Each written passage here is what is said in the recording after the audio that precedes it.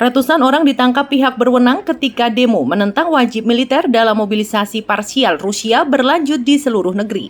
Kelompok hak asasi manusia independen OVD Info mengatakan sebanyak 724 orang ditahan di 32 kota berbeda pada Sabtu 24 September 2022 saja.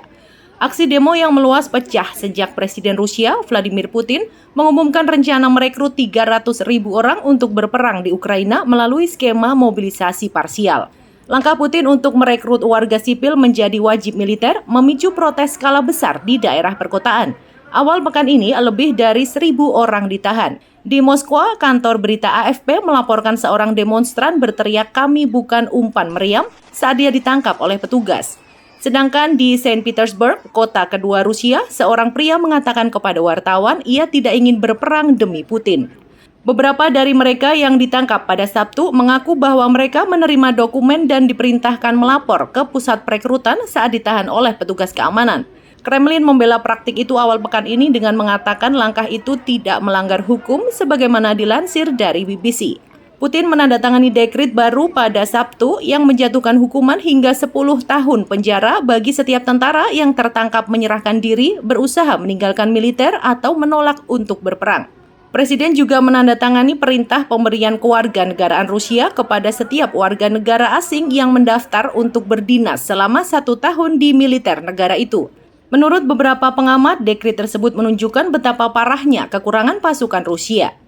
Di tempat lain, sejumlah pemuda Rusia melarikan diri dari mobilisasi dengan berusaha meninggalkan negara itu. Di perbatasan Rusia-Georgia, antrean mobil dari Rusia untuk menyeberang membentang lebih dari 30 km.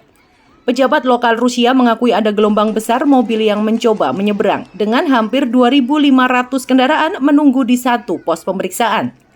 Seorang pria yang berbicara dengan BBC di Vladikavkaz di Osetia Utara, di sisi perbatasan Rusia, mengatakan bahwa dia melihat plat nomor mobil yang mengantre semuanya berasal dari Rusia.